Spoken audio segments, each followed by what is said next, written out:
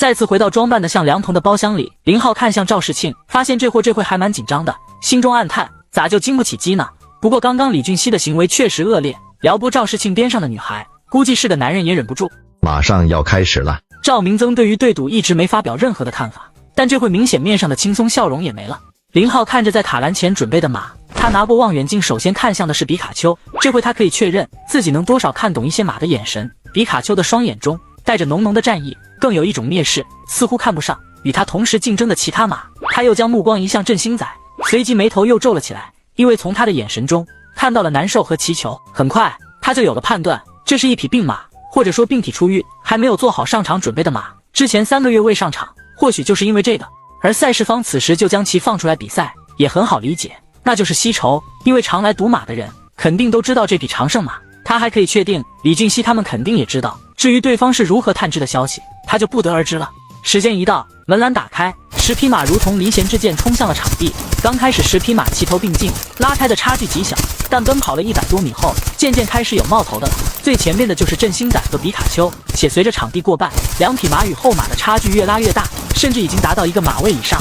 此刻外间场地观看的人呐喊声极响，都在为自己下注的马打气加油。凉棚内也差不多，赵世清压根坐不住，站起身喊得脸红脖子粗的，2个女孩也帮着一起呐喊，似乎这样振兴仔就能跑得快一些。倒是叨叨紧紧抓着衣服的下摆，紧张地看着场地。7万块，那可是他1半的积蓄啊！他们来钱快是不假，但花销也大呀，做一个头发或者买一套衣服，就可能花掉常人半月的工资。没办法，他玩的是高端局，总不能过于寒酸啊。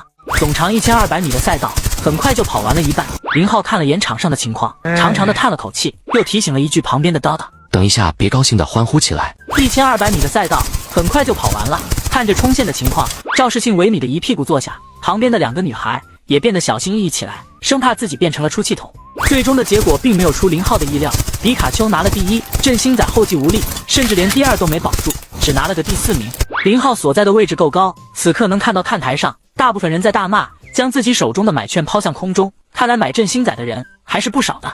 阿庆，等下把背挺起来。于伐科提醒了一句，赵世庆愕然，随即重重的点点头。对赌输了就输了，可不能再输了气势和风度。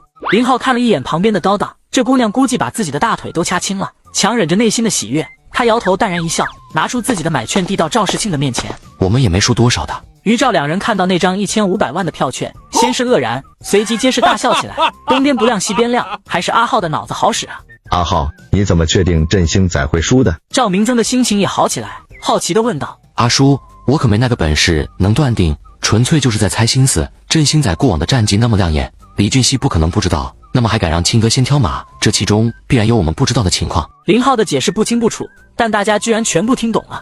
没一会，李俊熙等人再度进来了，带着得意的笑容。阿静，不好意思了，谢谢你帮我看守了1天的游艇。让他意外的是，赵世庆不仅没有愤怒，反而同样面上带笑。也好，物归原主。至于我输的2000万，回去后转账给你。李大少，你该不会这点也不信？对于他的大度，李俊熙很不爽，和昨天的自己对比，倒显得自己很小家子气。但人家话说得漂亮，一时还真不知怎么再撩拨，只能是重重的哼了一声。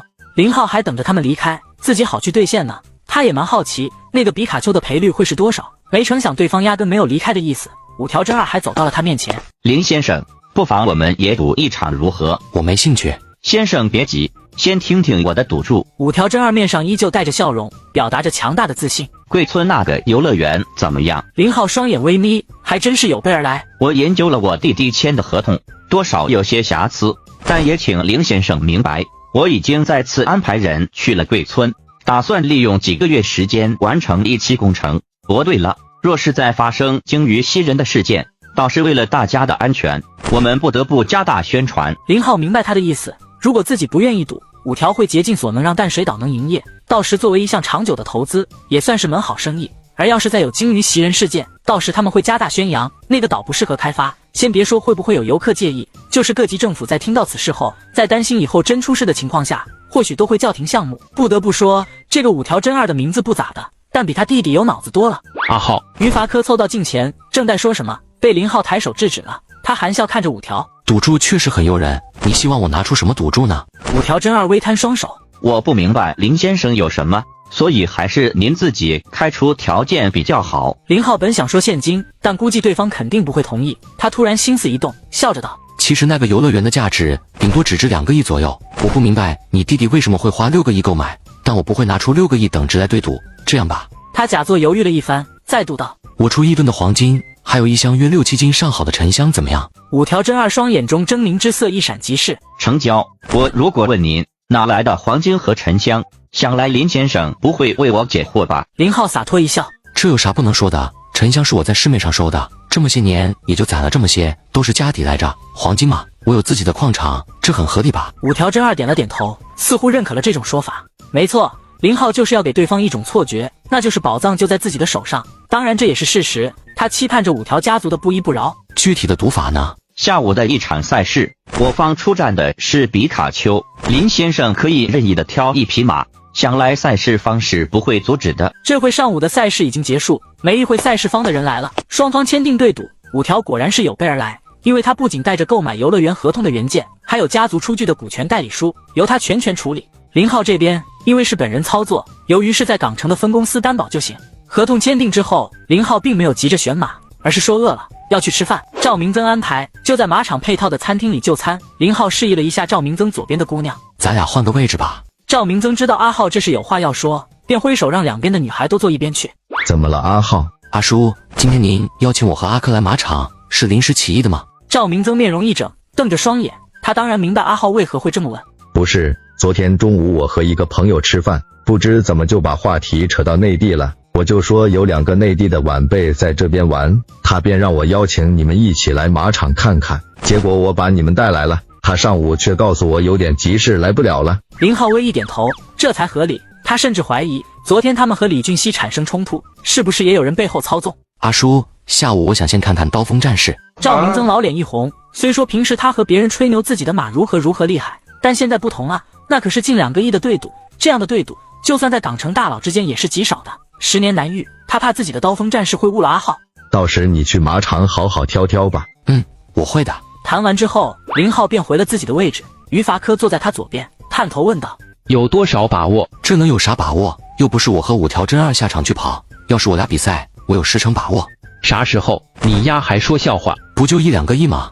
哥们又不是输不起。于伐科知道他说的是实话，但又总感觉这货没有完全说实话。不过林浩无所谓的态度，也让他的心平静了不少。我说你是不是提高点赌注，顺便把那艘游艇再赢回来？我去，你刚刚咋不说？喂，我说着玩的，咱以后还是干点稳妥的事吧。没事，我就1毛钱赌注不加，5条也会同意的。马场的餐食还是挺不错的，赵明增喜欢吃牛奶，林浩也蛮喜欢的。